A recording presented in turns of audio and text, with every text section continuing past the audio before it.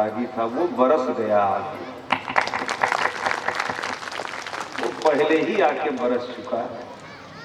धर्मेंद्र भैया ने कहा कि कंपटीशन हो रहा है कि तुम कितना बरसोगे और हम कितना बरसेंगे। शाम को जब बारिश होने लगी तो बच्चे सब सेवा दल के, जहाँ पर भंडारे में स्टॉक रूम है, वहां पर सब सामान को व्यवस्थित करने लगे। तो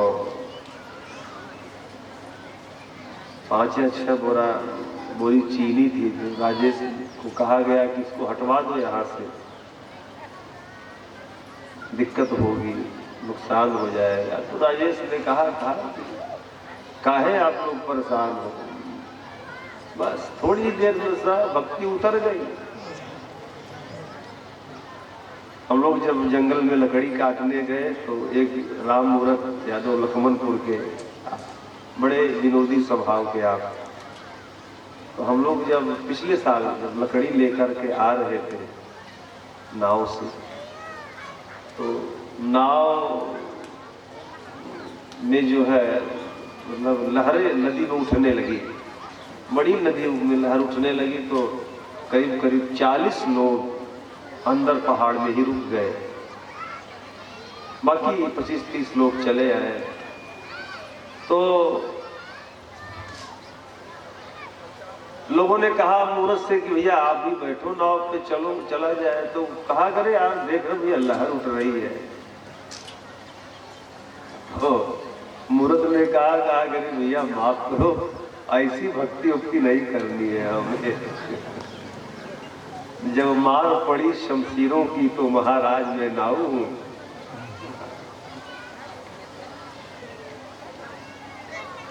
एक बात मैं बड़ी विनम्रता से कहना चाहूंगा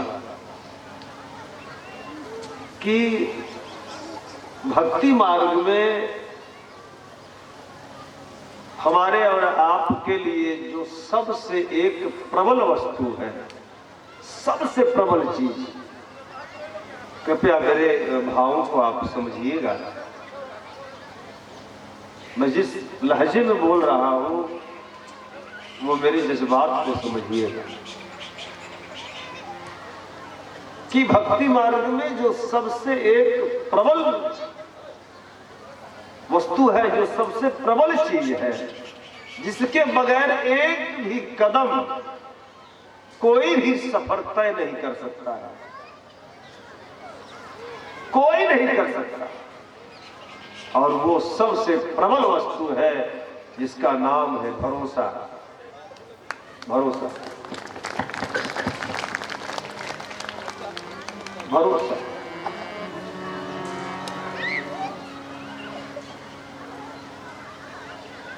हमारे आपके जीवन में क्या है तो सब कुछ, पद है, प्रतिष्ठा है, सम्मान है, वैभव है, भौतिक सुख सुविधाएं हैं, सब कुछ तो है, लेकिन इन सब के बावजूद भी मुझे भरोसा नहीं होता, और भरोसा ही न होने के नाते सारा मामला उलट पुलट हो जाता है।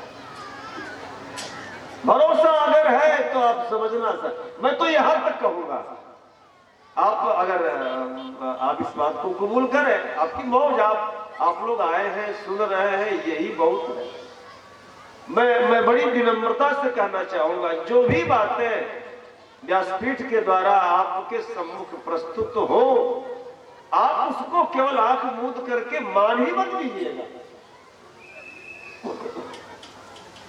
क्योंकि ऑलरेडी जो भी बोला जा रहा है ये सब व्यास का झूठा है, सब व्यास का झूठा है। लेकिन मैं ये निवेदन जरूर कहूंगा कि जहां पर आपको लगे कि नहीं यार बिल्कुल फैक्ट बात की गई, तो उसको मैं ये भी निवेदन करूंगा, आपका दिल गवारा करे, किसी कहने पर नहीं। बहुत से ऐसे लोग हैं कि जो आते हैं तो कहते कि बाबा को प्रणाम करो ना भैया, तो बेचारा वो कहता बाबा प्रणाम, तो अरे ऐसे नहीं करते, ऐसे प्रणाम करते, कोई जरूरी नहीं है साहब। कोई जरूरी नहीं। मैं एक बात निवेदन करूंगा कि हर जगह पर मत्था मत टेकना। जहां तुम्हारे देखो नमस्कारी करना, प्रणाम करना, अभिवादन करना ये एक अलग की बात है, लेकिन प्रणाम करना ये एक बहुत बड़ी बात है। प्रणाम ये सूचक है इस बात का कि मेरा समर्पण इस फला के चरणों में समर्पित हो रहा है। और जब तक अच्छी तरह से आप पहचान न लो तब तक आप प्रणाम ठीक है, अभिवादन करना अच्छी बात है, लेकिन इसका मैं साधारण बोल रहा हूं, प्रमाण है मानस में है। हनुमान जी महाराज को जब सुग्रीव जी ने भेजा कि जाओ देखो कौन है,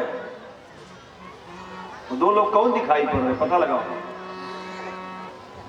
और हनुमान जी महाराज जब गए तो उन्होंने बड़े ही बाबा जी ये चौपाई बढ़ौना में जब मैं पहली बार आया, बाबा जी ये चौपाई, गुरुदेव भगवान ने बोला अब उसका मतलब समझ में आया। हनुमान जी महाराज ने पूछा कि कठिन भूमि कोमल पद गामी,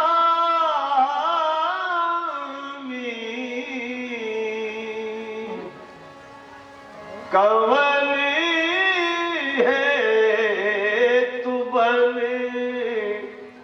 बिचरे हूँ स्वामी।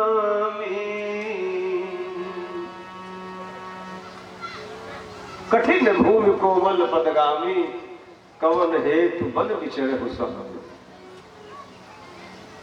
ए भाई आप कौन हो? ये कंकड़ पत्थर की जो राह है आप चल रहे हो, कौन हो? मेरे ठाकुर ने जवाब दिया कौशलेश दशरथ के जाए, हम पितु बचन मान बन आए। यहाँ हरि निश नाम राम, लक्ष्मण दुई भाई, संग नारी सुकुमार सुहाई। यहाँ हरि निश्चर बदेहि, विप्र फिरौ मैं खोजत तेहि। हे खग मृग है मधु कर सेनी, तुम देखी सीता मृग नयनी। चार चौपाइयों में ठाकुर ने अपना पूरा वृत्तांत सुना दिया। और जब हनुमान जी ने देखा अरे ये तो वही हैं जिनके लिए मैं कितने मुद्दत से इंतजार कर रहा हूं, तब मेरे तुलसी बाबा ने लिखा कि प्रभु पहचान पर गही चरना, सो सुख उमा जाई नहीं बरना। जब हनुमान जी पहचान गए तो मेरे ठाकुर हैं, तब प्रभु के चरणों में हनुमान जी महाराज नमन। प्रभु पहचान परऊ गही चरना, चरणों को पकड़ लिया। और मेरे महादेव कैलाश के शिखर से मेरी मां पार्वती को राम कथा सुना रहे। मेरे महादेव ने कहा कि हे उमा, जब हनुमान ने भगवान के चरणों को पकड़ा तो वो सो सुख उमा जाए नहीं बरना, वो बखान करने के योग नहीं। तो मैं निवेदन करूंगा कि ऐसे हर जगह पर अच्छी बात नहीं है, धोखा हो सकता है, लेकिन जहां दिल कह दे, जहां हमारा हृदय कह दे कि नहीं बस मेरी तलाश पूरी हो गई। मैं आपसे बताऊं,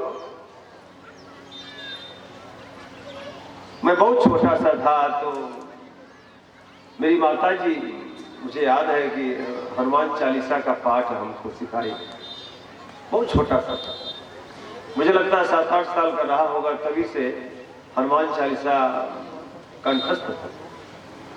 फिर इसके बाद मेरी माता जी एकादशी का व्रत रखती थी, पूर्णमासी का व्रत, बड़ा एक कर्मकांड भरा जीवन। इसके बाद धीरे धीरे बचपन से ही कीर्तन में, रामायण में, कहीं भजन हो, कहीं वैसे, कहीं फागुन के महीने में फगुआ हो, सावन के महीने में कजली हो, जब ऐसा कोई कार्यक्रम होता तो हम लोग घर से चोरी से जाते, चले जाते। लेकिन दिल के अंदर एक ये प्रश्नवाचक सवाल जरूर था कि कोई तो मिले, कोई तो मिले कम से कम जहां हम अपने आप को समर्पित कर सके। क्यों? क्योंकि बचपन से ही ऐसी सुना था मेरे बुजुर्गों से, मेरी माताओं से, मेरे श्रेष्ठ जनों से कि बगैर गुरु के चरणों में शरणागति के हमारा पार उतारा नहीं होगा।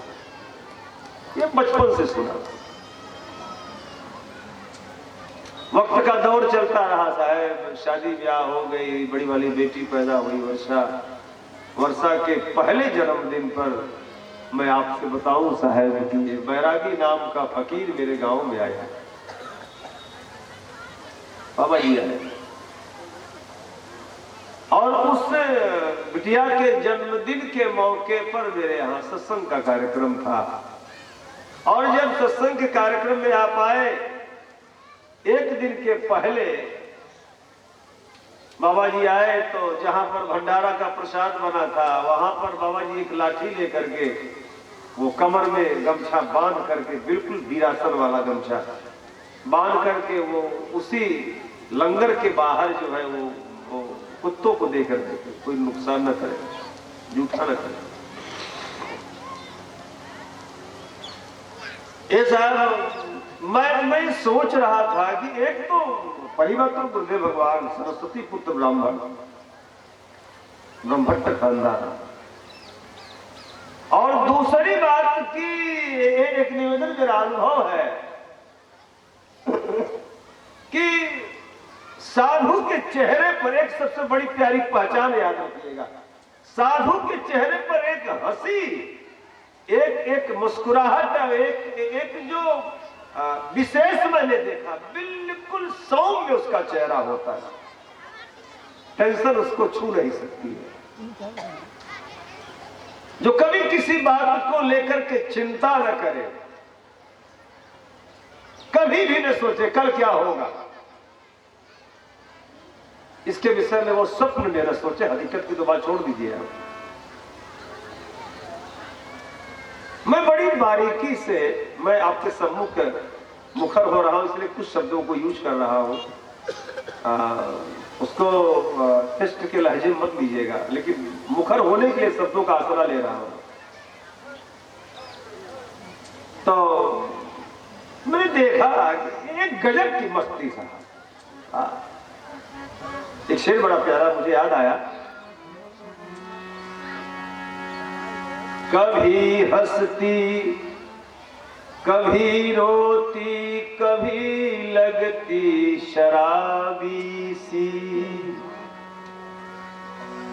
एक शेर है कि कभी हंसती कभी रोती कभी लगती शराबी सी, और मोहब्बत जिसमें होती है वो आंखें और होती है,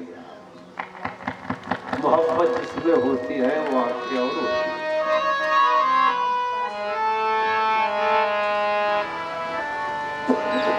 और कुछ बातों को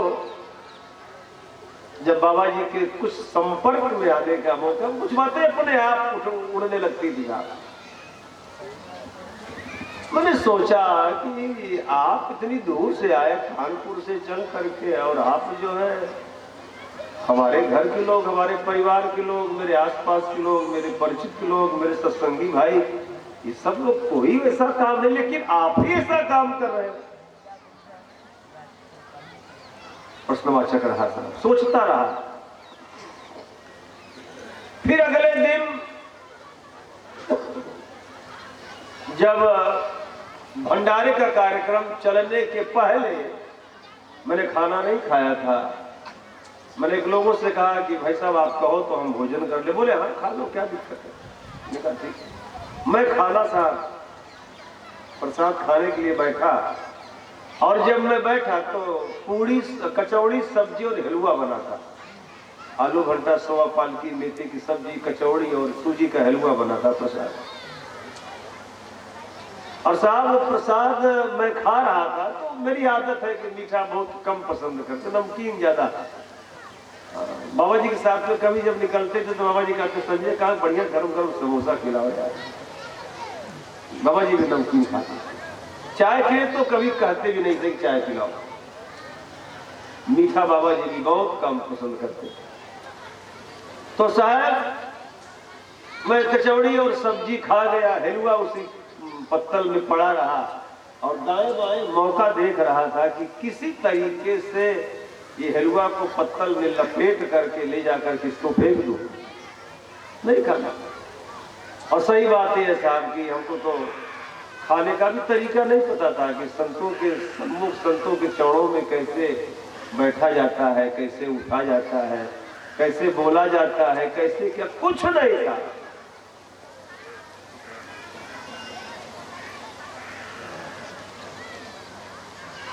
ठीक है।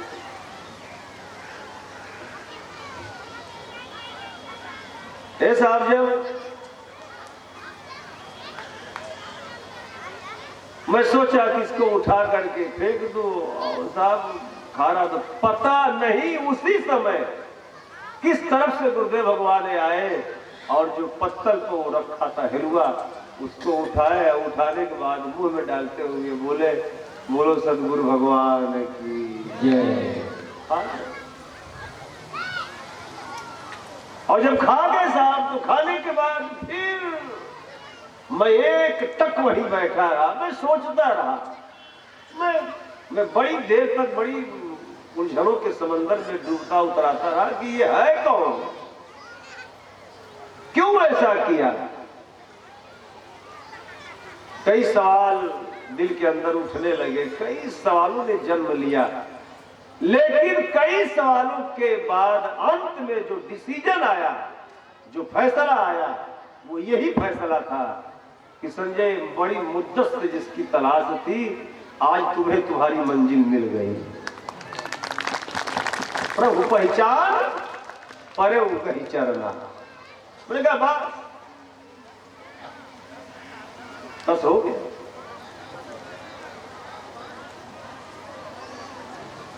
और गुरुदेव भगवान के चरणों में जब मुझे कुछ पल बिताने का उनकी ही कृपा से अवसर मिला तो गुरुदेव भगवान ने यही कहा था, बेटा भरोसा रखना। मैंने कभी कभी सत्संग में बढ़ौना में भी कहा है, वैसे भी मैंने कई जगहों के कार्यक्रम हो सकता है मैंने कहा हो। मैंने ये भी कहा है और बड़ी जिम्मेवारी से कह रहा हूँ, याद रखिएगा। व्यासपीठ से जो भी शब्द बोले जाए महज प्रवचन तो होवे नहीं करता, प्रवचन करने की हमारी औकात। एक कोटेशन बड़ा प्यारा परमहंस भैया मड़ई भौर के अंदर लिखवाया गया है कि जो गाते हैं वो गोपी है, जो गाते हैं वो गोपी है और जो कहते हैं वो ज्ञानी है। सारा कहते हैं वो ज्ञानी, जो गाते हैं वो गोपी। हम तो राम नाम गाने वाले, विरह की अग्नि में जलने में जो मजा है सब है।